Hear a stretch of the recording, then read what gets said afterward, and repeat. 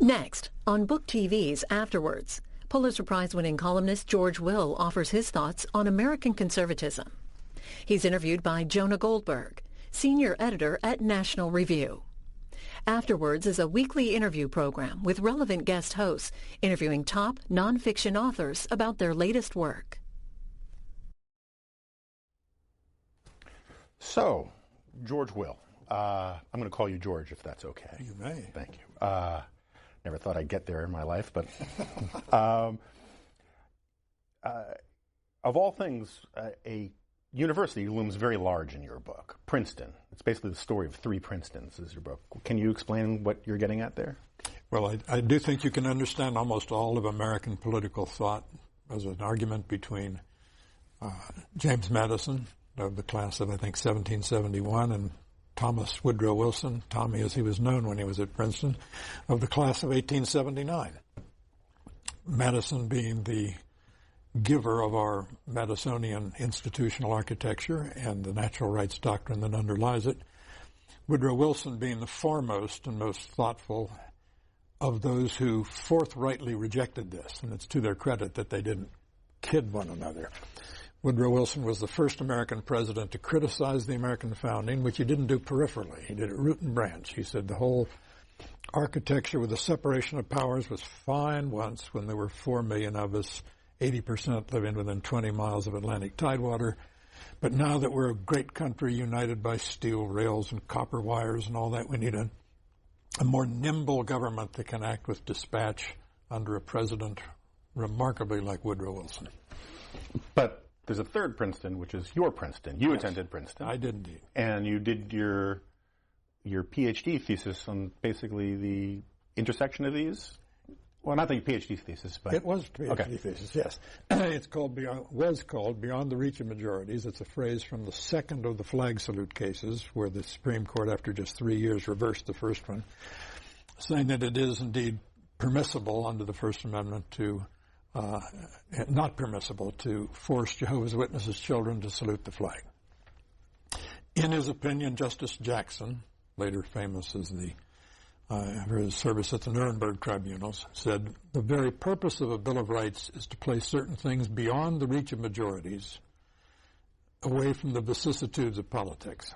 And in a way, what I'm arguing about is whether America is about a process, majority rule, or whether it's about a condition, which is liberty. I come down for liberty. And in a way, this started in my mind, I think, before Princeton. I grew up in central Illinois, where to grow up there is to be marinated in the spirit of Abraham Lincoln. I grew up in Champaign County. In the Champaign County courthouse, according to local lore, the prosperous railroad lawyer Abraham Lincoln first learned about the passage of the Kansas-Nebraska Act, which repealed the Compromise of 1850, the product of another Illinoisan, Stephen A. Douglas. And it was Lincoln's protracted, canny recoil against the Kansas-Nebraska Act and the idea that popular sovereignty should settle the question of the expansion of slavery into the territories. It was that launched his career, in my judgment, the greatest career in the history of world politics. He said that some things are beyond the reach of majorities. Property in human beings is one of those. Or as Calvin Coolidge, praise be upon him, said one with the law on his side is a majority. Precisely. Right. Okay, so you write in The Conservative Sensibility, my subject is American conservatism. My conviction is that, properly understood, conservatism is the Madisonian persuasion. And my melancholy belief is that Woodrow Wilson was the most important single figure in the largely successful campaign to convince the nation that the Madisonian persuasion is an anachronism. So we'll get to Wilson in a little bit, trust me. But why don't you lay out exactly what the Madisonian persuasion is? The Madisonian persuasion is that, first of all, the doctrine of natural rights, which is that our rights precede government. They are not given by government. I think you can argue, and I shall now do so, that the most important word in the Declaration of Independence is secure. All men are created equal, endowed by their Creator with certain inalienable rights, and governments are instituted to secure those rights. First come rights, then comes government. From this follows an inherent limitation on what government's for. It is protect the sovereignty of the individual and his exercise as a rights-bearing creature of his rights. This is what the progressives, as I say, forthrightly rebelled against, beginning with the doctrine of natural rights. They said, it's rooted in a kind of anthropological fantasy of a state of nature, which never existed. Of course, the founders were not dopes. They knew that. Right. But, and they said, therefore, if we're going to have a sufficiently ambitious government, we need to get rid of that. We need a government that is not limited to securing rights, but delivers other public goods and happiness. And so you're quite explicit, and you return to this theme quite often in the book, that the doctrine, the Madisonian persuasion, and the whole idea of separation of powers, and the whole idea of natural rights all hinge on this idea, this assertion, that there is something called human nature. As I often put it, human nature has no history, right? And that's exactly right. The great, meaning large, not meaning beneficial, the great achievement of 19th century political philosophy was to invent and invest with great dignity the idea that human nature has a history. Indeed, the human nature is history. It is that we have no human nature. Human beings are simply creatures that can acquire culture. What this does is it emancipates government for an enormous project, which is to fine-tune and shape the consciousness of its subjects. Hence, the road to totalitarianism, about which you have written definitively. Thank you. But so let's just explain this a little bit more. Why does the Madisonian persuasion, why does the separation of powers, why does the role of natural rights and limited government hinge on this idea that human nature is a constant and not a changing thing, that human nature isn't the anthropomorphized version of the living constitution that just changes with every generation? Why is that so important to the founding's ideas? It's important. I'll get to the founders in a moment. Retrospectively, looking back at them from a vantage point of the 21st century, having seen all the atrocities of the 20th century, when the totalitarians came to power and said, we're going to create the new Aryan man, or the new Soviet man, people said, this is a wonderful thing that government can now do. It can shape the consciousness of the people, particularly armed with certain modern techniques, bureaucracy, technologies of communication, radio to Hitler and movies to Hitler and all the rest. But working back from our calamitous experience with the consciousness raisers and improvers of the 20th century, the founders said it's important to understand what government is good for and what it's not. And what government is not good for is dealing with human beings as they're not. Begin with as they are. Interested creatures. And you take that good and ill, but you take it seriously. Self-interested creatures. Yes. Right. Okay. Excuse me. So you call the book The Conservative Sensibility. Why sensibility, not doctrine, ideology, or just conservatism full stop?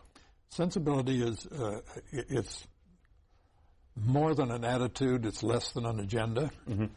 It means it's a way of seeing and experiencing and responding to the flux of events.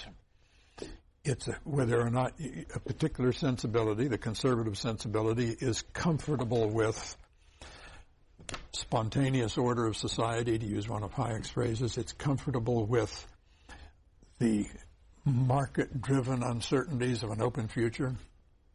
Virginia Postrel, one of Washington's intellectual ornaments, once said, the story of the Bible reduced to one sentence is, God created men and women and then lost control of events.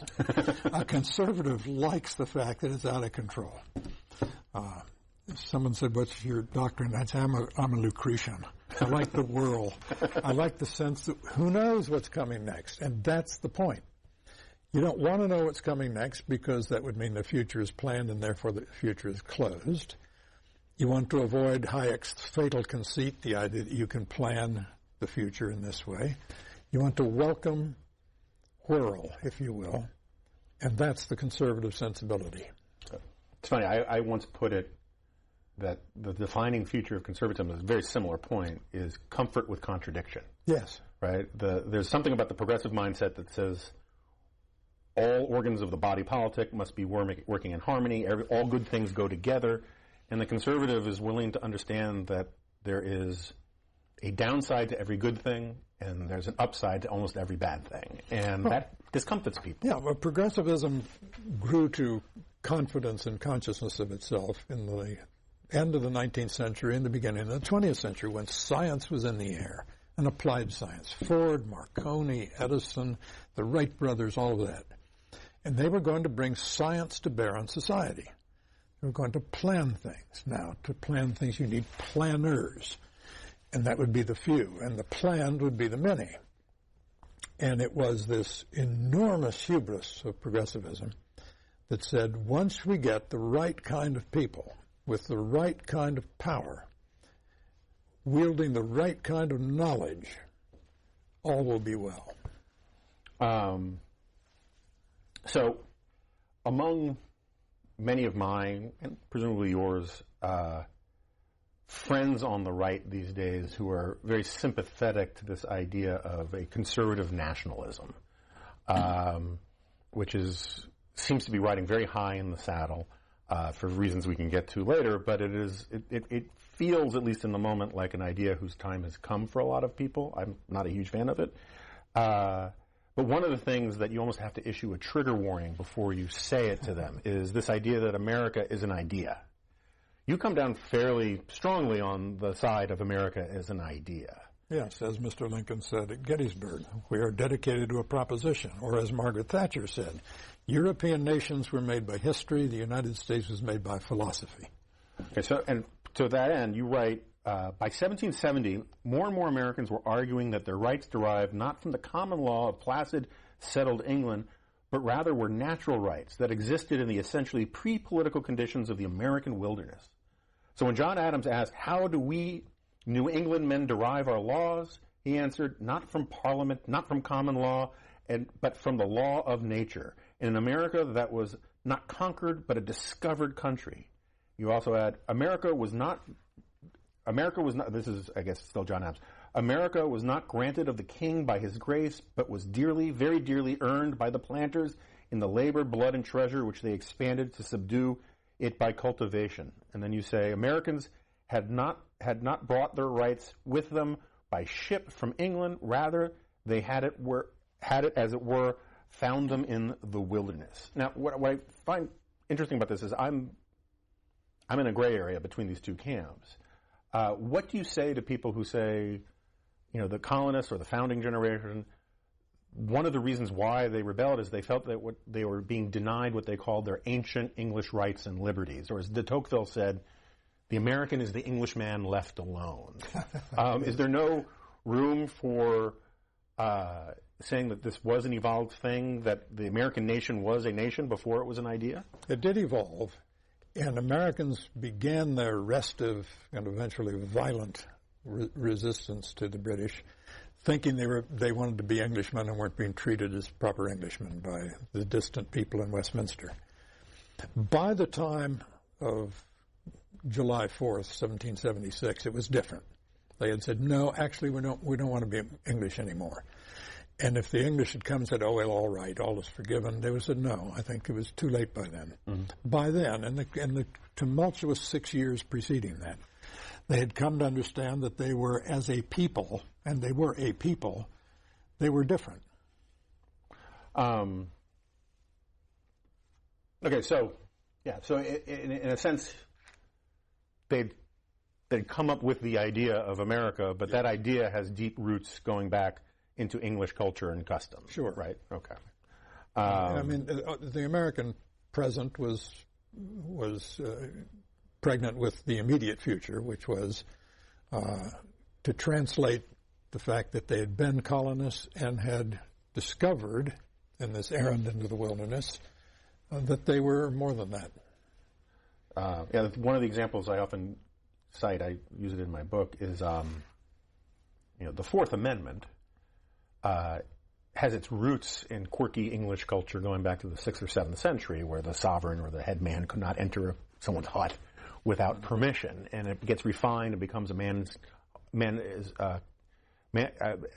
home is his castle and all of that. The founders, as I would put it, they drew on the English culture and custom, but they kind of put it in a centrifuge, and they refined these principles to become abstract universals that informed the American founding. Does that sound about right? Precisely. Okay. So let's move on to the fun part. I don't know if you know this about me. I've long considered myself the honorary chairman of the International Order of Woodrow Wilson Haters. And so in one sense, the chapter on Woodrow Wilson was a great comfort to me, and I was cheering often.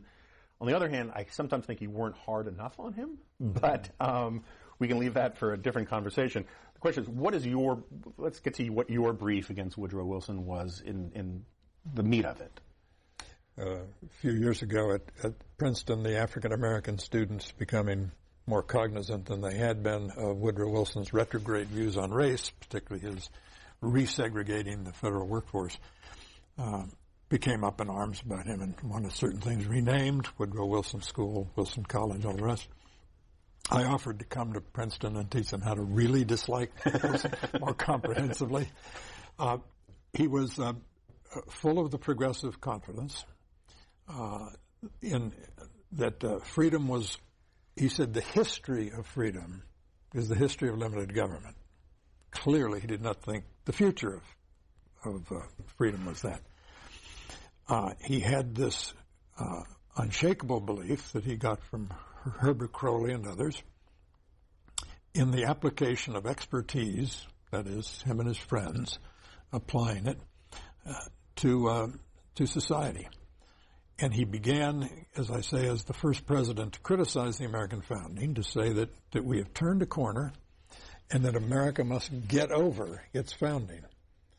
People, when they say, George, what are conservatives trying to conserve? The answer is the American founding, the premises that produced the architecture. And so, it's fun. I think the last time I did one of these interviews for C-SPAN, it was with Yuval Levin, and I told him I thought there was going to be no Hegel. But Woodrow Wilson gets a lot of his thinking from, not to get too deep in the weeds, from German historicism, from Hegel, from this idea that, and from Darwin, that nations and peoples evolve over time, and that he was going to be essentially a guiding hand of the evolution of the people, which is somewhat contrary to the way the founders viewed things. In order to get an advanced degree in the second half of the 19th century, you really had to go to Germany. The German universities were the gold standard. And Wilson didn't, but a lot of his professors did. He went to Johns Hopkins, which was basically the first German-style university. Exactly. Right. And those American young scholars who went to Germany came back with a robust faith in German bureaucracy, in the German state, as a disinterested application of knowledge. And for that reason, they began to feel that the United States needed that kind of state to subsume the factions in America and make us a homogeneous and united people. So homogeneous and so united, so enveloped in a new consensus produced by science, that, including political science, that Madison's worry about majority rule and minority being oppressed didn't work. It was a worry we'd superseded, because we were now a mature society with a broad consensus, and the problem of minority rights didn't exist anymore. That sort of points to my mild disappointment, is that the true scope of Wilson's oppression of minorities, throwing political prisoners in jail, of the declarations against hyphenated Americans, what we did to Germans in this country.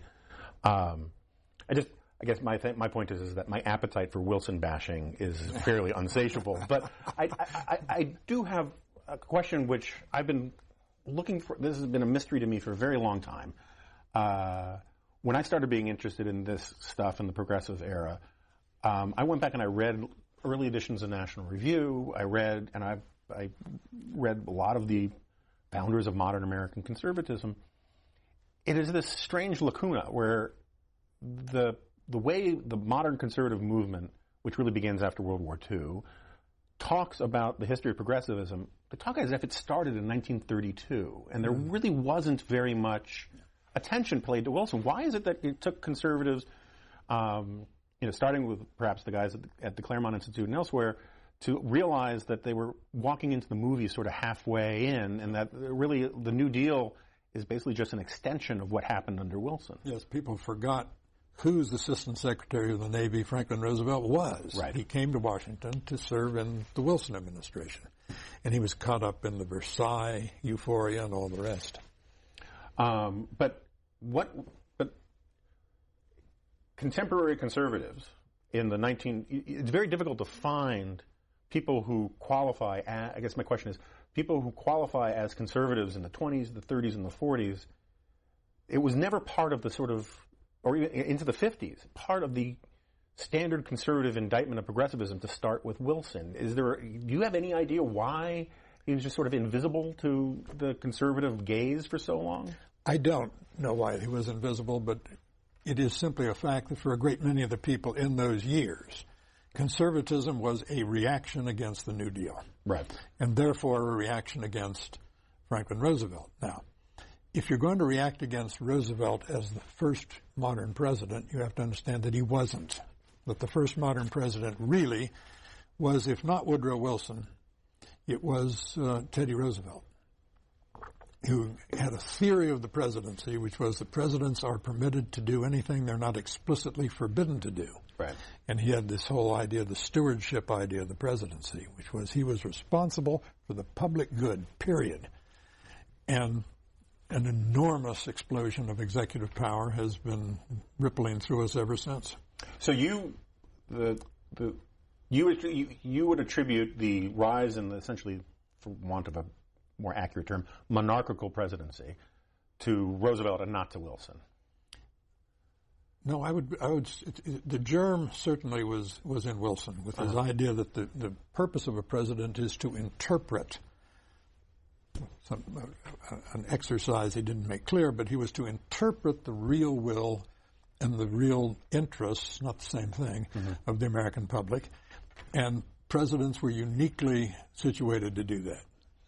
So probably the most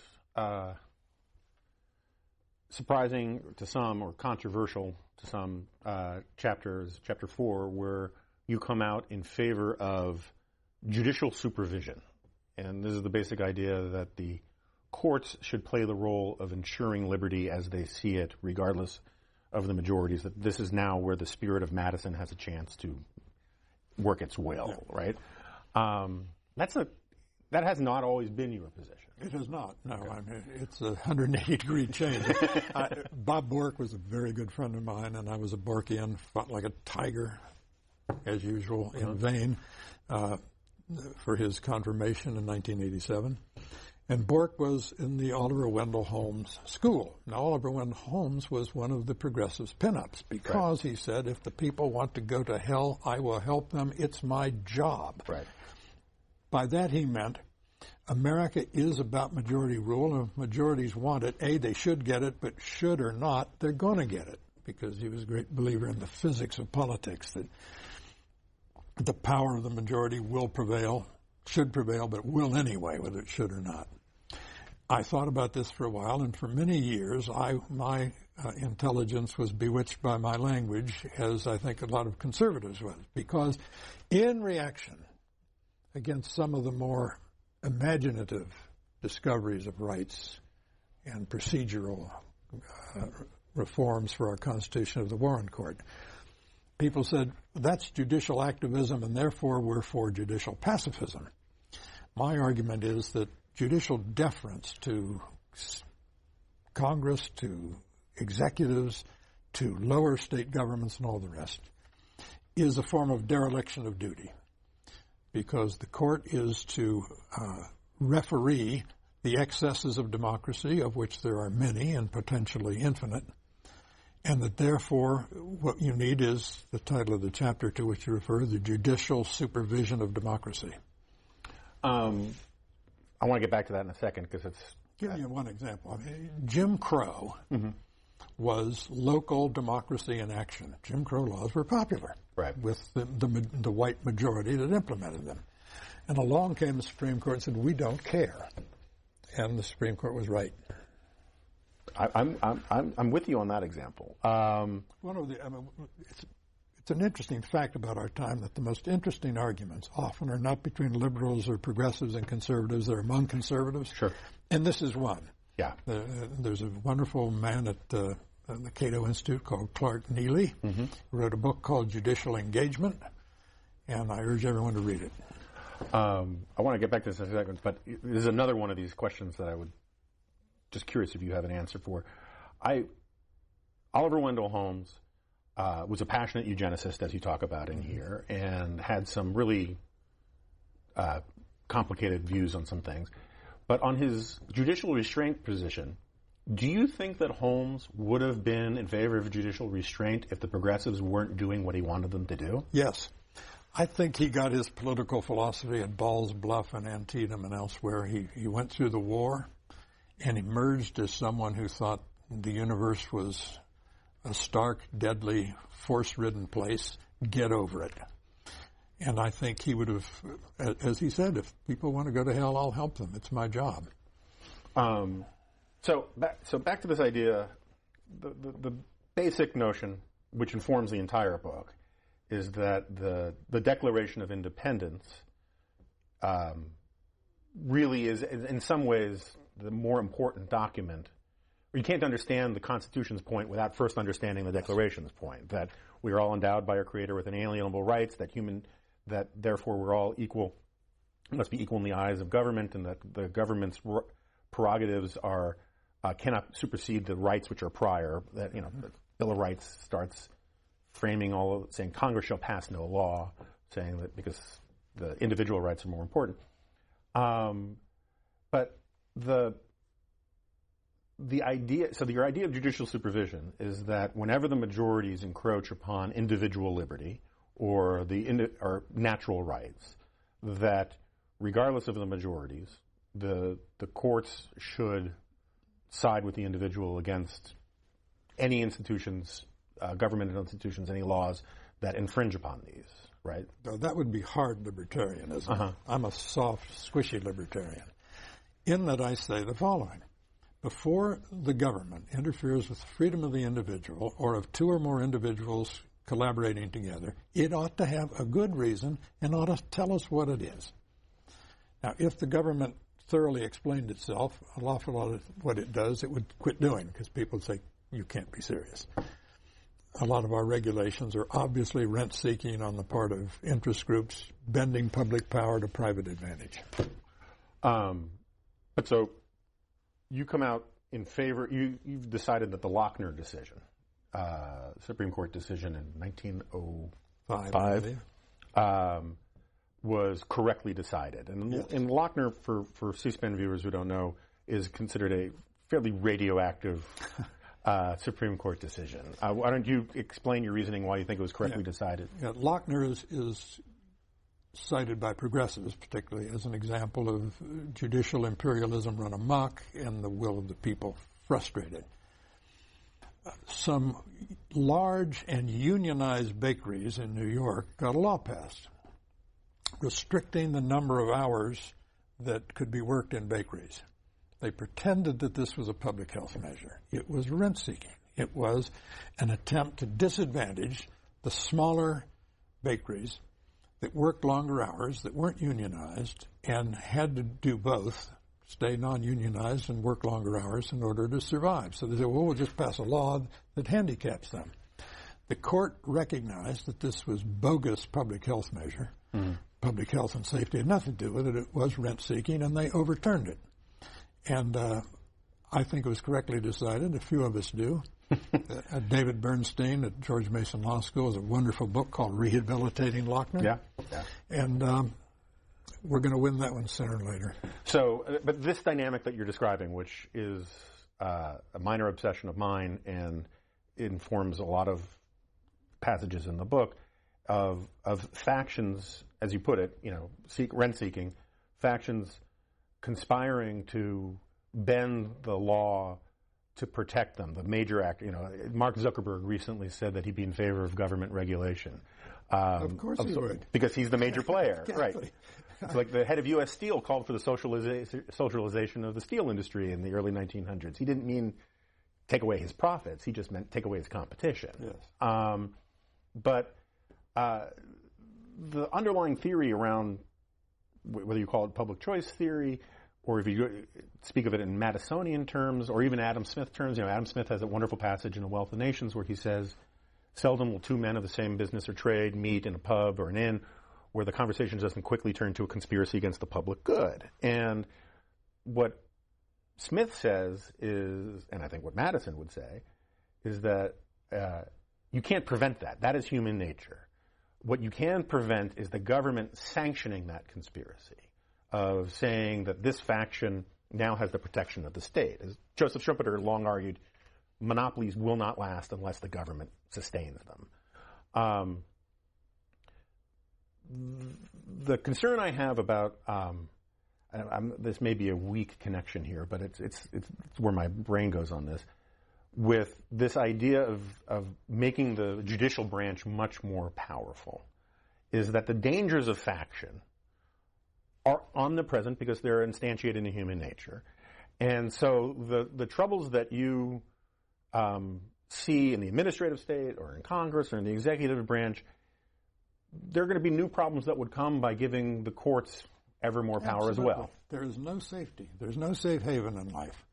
The question is, what do you fear most? And at this stage in our history, I fear the administrative state and the executive, the presidency that drives it, and the Congress that has willy-nilly delegated away powers it has no right to delegate away. What do I fear least?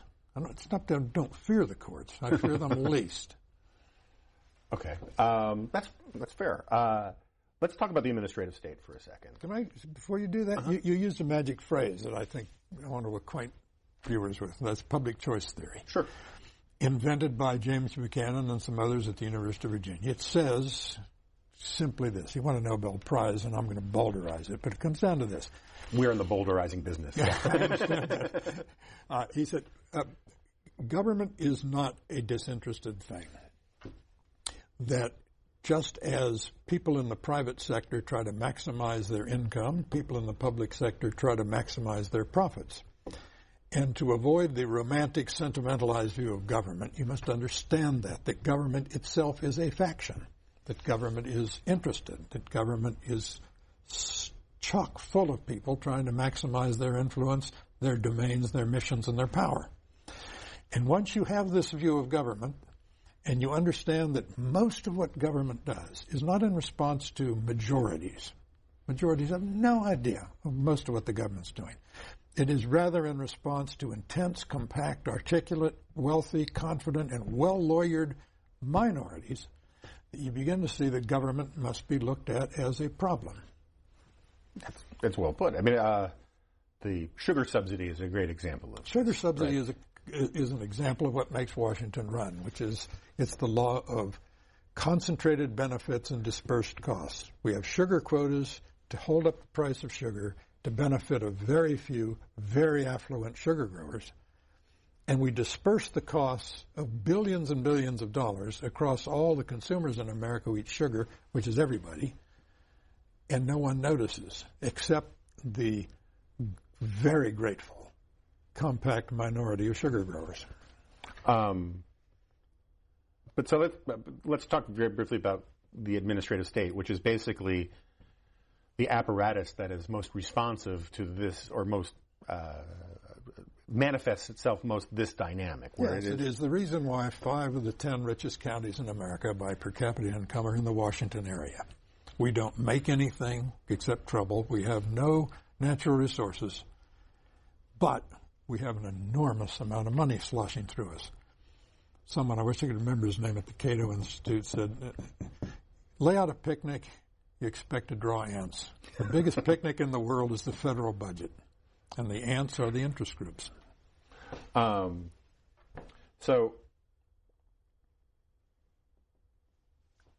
just staying back on the court part for a moment. One of the reasons I'm struggling is you have what I call on my podcast the Tyler Cowen problem of having succinct answers, which give me a little time to formulate the next question.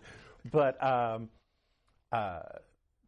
totally with you on the decay that we see in our society about adherence to the vision of the founders, the principles of the founders, natural rights, the importance of liberty, and all the rest. But wouldn't the founders themselves say that at the end of the day, rather than having judges, we just hand the judiciary over to the Federal Society, which would make me happy, but isn't the really only lasting solution to the problems that you're describing is to actually get the American people themselves to care more about these things? Absolutely, and I admit that. Because at the end of the day, the judges are appointed by and confirmed by elected politicians. And at the end of the day, therefore, if you really want lasting changes, you have to change the mood of the country and the values of the country and the worries of the country so that the elected officials will produce a different judiciary. Right.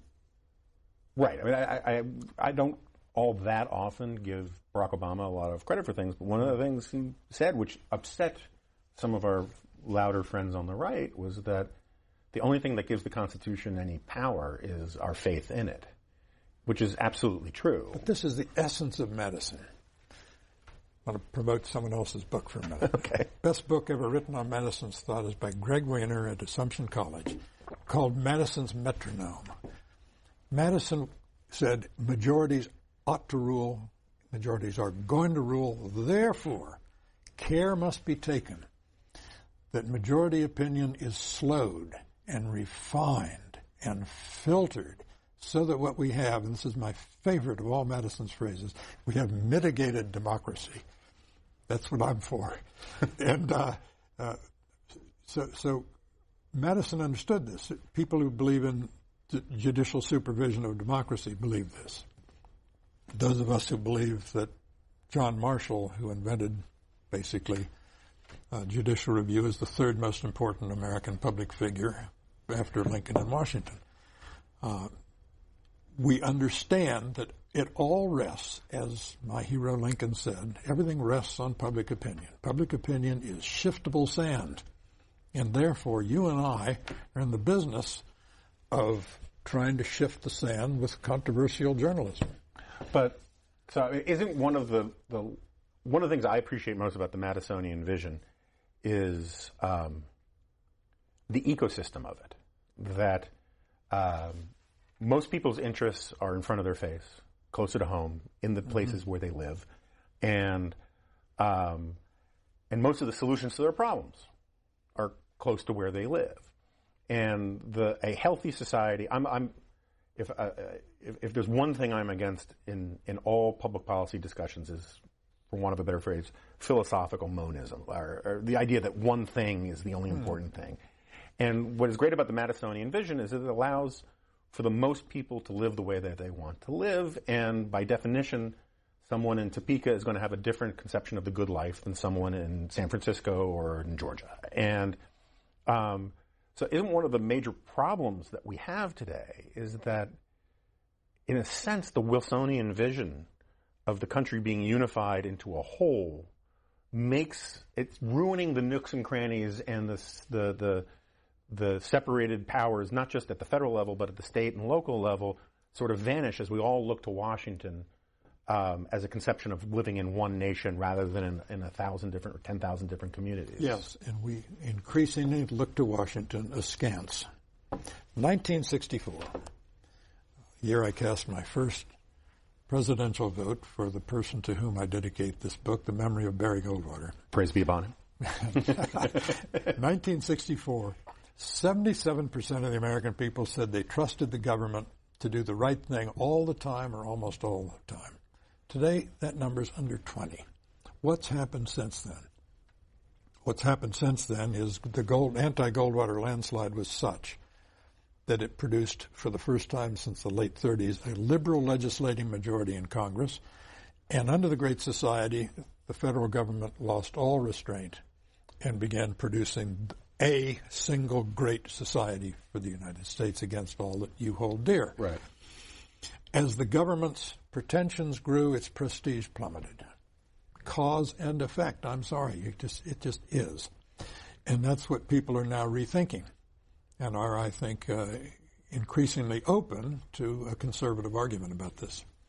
So it's interesting, though, and this is as close as we get to a gotcha question in this conversation, is for students such as myself of your career, one of the remarkable things about this book is how different it is from a previous book of yours, Statecraft as Soulcraft, which one could argue came from a Burkean European point of view of doing precisely what we're talking about, of imposing a single vision about how people should live in a good society and all the rest.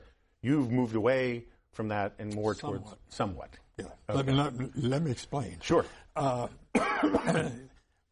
Statecraft as Soulcraft, published in 1983, was essentially the Godkin lectures I gave at Harvard in 1981. The title of the book is interesting. The subtitle's more so. The title was Statecraft as Soulcraft. The subtitle was What Government Does, not what it should do, what it can't help but do. My point was that government frames a society, creates institutions, and these have consequences on the soul. That's soulcraft. For example, it's a paradox, but one worth repeating. A free market is a government creation. It requires contract law and fraud law and courts and adjudication, all the rest, arbitration.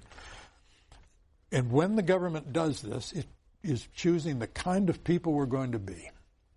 What made the argument, our first great political argument between the Anti-Federalists and the Federalists, was about what kind of people we'd be. It was about what kind of constitution we'd have and all that. But basically, Jeffersonian people said, we kind of like the idea of a republic of sturdy yeomen, far enough distant from one another that they could not see the smokestack from the cabin or hear the other guy's axe. Fine. Hamilton, in other words, I want people rather like Jefferson on his mountaintop. Hamilton said, no, we want restless, striving, entrepreneurial, upwardly mobile people, rather like Alexander Hamilton. Right. And the argument was just that. It was not about just the institutions, although the argument they had in the Federalist Papers, which were newspaper columns to rebut the Anti-Federalists. The argument was about what kind of people will we be. We're Hamiltonians. Okay. So, and this is just me indulging some of my curiosities here. In a large book about conservatism, the term neoconservative appears nowhere that I could find. I mean, maybe I missed it, but it's not in the index. Don't think so. What was neoconservatism by your lights, or what is it? It's curious. The pedigree of that term is odd because I think it was first used for some disillusioned Democrats. Pat Moynihan, who is, the book is full of Pat. Yes. Is my closest, I have a Pat Moynihan question up here. Well, I'll defer to that. But Pat Moynihan, Daniel Bell, Nathan Glazer, Irving Kristol, James Q. Wilson, who were associated with a small but enormously influential quarterly, now deceased, called The Public Interest. And these were people who were having second thoughts in Hayekian terms about the ability of a central government to manage the complexities of a creatively free society. Then came Iraq. Then came the unipolar world as it briefly existed after the collapse of the Soviet Union. And neoconservatism as a term became associated primarily with foreign policy and George W. Bush's freedom agenda. The idea that the world craves freedom, that the world understands freedom the same way we do, and that we know how to export it. We are sadder but wiser today because we don't believe that anymore. And that is why I think one of the fatalities in the Iraq War was neoconservatism. Okay, I think that's actually fairly accurate. I think you skipped a chapter or two in that there was a second wave of so-called neoconservatives, Jeane Kirkpatrick, Norma Horowitz, who had turned neoconservatism into a foreign policy notion when in reality, I would argue that the people you're talking about, I know you were close to some of them, had the conservative sensibility about their previous positions. They realized the unintended consequences of the Great Society, and Irving Kristol wrote a famous essay that is almost echoed in here of the American Revolution as a successful revolution precisely because it took human nature into account. Mm-hmm. But I agree with you in your conclusion that neoconservatism now just means hawkishness in foreign policy, right, which is sort of a silly cul-de-sac at this point. But it does. I was trying to steer us to foreign policy. You are more a realist about foreign policy now than you've always been sort of a realist, but your position here is decidedly realist. The realm outside of our borders is always going to be informed by things like war. Why don't you sort of explain where you come down on foreign policy now? I think there's a tension that will always be with us in America in thinking about foreign policy.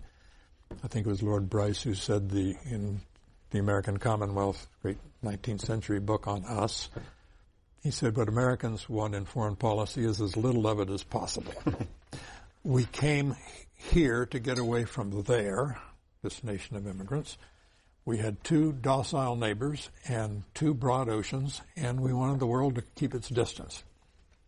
On the other hand, there was from the start, from the Declaration, from the announcing of universal principles applicable to all peoples everywhere, a tendency, I'd say a temptation, but it's also an obligation of some universal, we're the custodians of certain universal truths.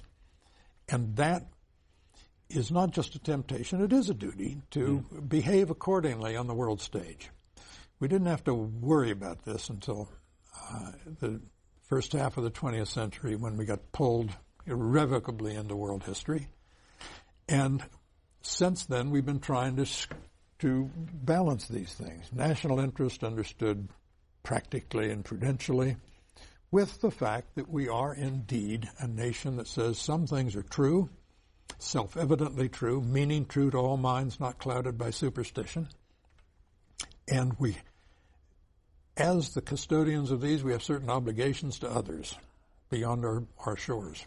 Yeah, it's the fight between Jefferson and Hamilton about the French Revolution. Precisely. So just since you mentioned Pat Moynihan was a very close friend of yours. Yes. And one of the people statesmen you most admire, fair to say. Mm-hmm. I get that entirely as an intellectual. As a senator, it was a more mixed bag, and I just was always curious about how you reconcile. That's what prudence is. It's applying general principles to untidy reality, which Pat did. I mean, he was elected by a complicated Eastern state. He was a New Deal liberal from the start, and at the end, never changed. Finest social scientist ever to serve in elective office in this country. I once said... It's a little bit like the best Oktoberfest in Orlando, but I get your point. Yeah. Well, I once said while in the Senate he wrote more books than his colleagues read, which is naughty of me, but true. But probably true. Yeah. This is my 50th year in Washington, and the greatest pleasure of them was knowing Pat. Yeah. It was just, I think it was Winston Churchill said that meeting Franklin Roosevelt was like opening a bottle of champagne. That's the way I felt about being in Pat's presence. Yeah, I was very fortunate as a young person in Washington to get to know him a little bit. I doubt he would ever remember me, back when he was around. So we have a little time left, and so there's one thing that I think just viewers will be interested in. You are I can't remember the term you use, a modest atheist, an amiable, low-voltage atheist. Amiable, low-voltage atheist. how do you make the case for squaring what you believe are natural rights that are endowed by our Creator and are the nature's God? I know that's part of your key. Jefferson's equivocation, right. Yes. How do you square this without believing actually in the existence of God? Because I believe natural rights are rights crucial to the flourishing of people with our natures. I just said it without reference to any divine being. So this is one of these things. I've always thought, or long thought, that one of the most brilliant things about the Declaration of Independence is the great punt that they take in saying it's self-evident, because it's not self-evident. It actually is a very difficult thing to argue, and they just assert it. And from my perspective, thank God that they did. But I a moment ago used the code. Self-evident to them meant evident to minds not clouded by superstition, evident to clear thinkers. The existence of natural rights. Yes. Okay. Okay. And so, with the time we have left, I thought I would at least point out, because one of the things that has made this a pleasurable experience for me, and I hope for you, Indeed, is the fact that we have not mentioned the 45th President of the United States in this entire conversation. More interesting to me is the fact that he's not mentioned in the book as well. I will not, it's sort of like Beetlejuice. I'm not sure I want to say his name. But what was your thinking about that? I understand that one of the points of this, in which I firmly believe, is that this is a book for a long shelf life, pardon the pun, yes, and not bound in the contingency of the moment. But why don't you... The nation didn't need another Washington book about Washington's current distempers. And Washington didn't need more attention paid to this fellow who gets ample attention paid to him. His name doesn't appear in the book. Neither does the name of Audrey Hepburn or Charlemagne, a lot of other people who have nothing... Jonah Goldberg, much to my dismay. who have nothing to do with conservatism. Sure. This is a book of political philosophy, and he's not engaged in that, to put it mildly. Okay, so that's with the very little time we have left, give me a segue that I did want to get to.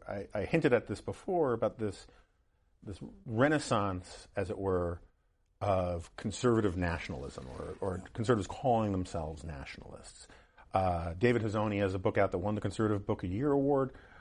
It's a good and interesting book. I have profound disagreements with it, where he just throws out root and branch Locke, says that nations are a different creature. Where do you come down on this argument about nationalism versus traditional American conservatism? Well, there's patriotism and then there's nationalism. Patriotism is love of one's country. There are American patriots, there are Italian patriots, there are Danish patriots. Probably aren't too many Danish nationalists who say that, because a nationalist says not only that I love my country, that's patriotism, but my country's superior. Now, I happen to believe our country is superior, so to that extent, I'm a nationalist. Superior in the sense that it embodies, as Margaret Thatcher said, it was made by a philosophy that is right, and that it's not suitable for all people at all times, but everyone ought to aspire to it. So to that extent, I'm a nationalist. I don't want to export it at bayonet point. I want to make it available to people. I want to help them where we can, and we have a lot of experience with the civil society of a democratic society. So I'm a mild nationalist. Right. The metaphor or the analogy I often use is that nationalism is like salt. If you cook, you know that a little salt is absolutely necessary to bring the flavors together. Yep. Too much ruins it, and way too much literally is poisonous. Yes. All poisons are determined by the dose. But one of the things that I found so remarkable about the chapter on Wilson is that it is just at the moment where conservatives are finally really realizing the true horror of Woodrow Wilson. I mean, I think he's literally the worst president in American history. Not anymore. Fair enough. They're buying into, as you describe it, many of the fundamental assumptions that Wilson brought to bear about what government does and what a nation is. He hated this idea of competing zones of liberty, of disunity. He wanted to bind the whole country together and make the government in Washington the singular voice of the will of the nation. And so even as people on the right are embracing this idea that Wilson was bad, some of his basic assumptions about the role of government are sneaking in through the back door, which I just think is a profound irony. Absolutely, and they actually come in through the front door of the modern presidency, which is ubiquitous, which is everywhere, and which is plebiscitory, that in fact presidents should be able to do whatever they want to do until someone tries to stop them. So just to get on that point, isn't the greatest charge of dereliction of duty over the last century isn't about the presidency? I mean, Teddy Roosevelt and Woodrow Wilson had a point, is that the founders expected whoever held a job in federal government to be a jealous guardian of their faction or their branch of government. The people who've really dropped the ball is Congress, right? They've just basically outsourced their role. The one thing Madison did not anticipate, could not have, but really got wrong, was he said, Congress, the legislative branch, will always be dominant because it will draw into its impetuous vortex all the powers. Well, it's been spinning off powers right and left. The great change, in a way, was the first two words in Franklin Roosevelt's first fireside chat were, "my friends." Try to imagine George Washington addressing an American audience, "my friends," or Chester Arthur or Grover Cleveland. No one expected presidents to be our friends, and I still don't want the president to be my friend. Right. I want him to take care that the laws are faithfully executed, which pretty much defines his Article II powers. And this will seem like a cheap shot right at the buzzer, because we're almost out of time. But since we're at C-SPAN, I thought I'd get it in there. The introduction of cameras into Congress, which C-SPAN is centrally involved in, where do you come down on what that meant for American democracy? Well, as I recall, I opposed it at the time for all the normal reasons. It has not had quite the baneful effect. If they're not on the floor posturing, they'll step outside to the Senate or House chambers and do the posturing.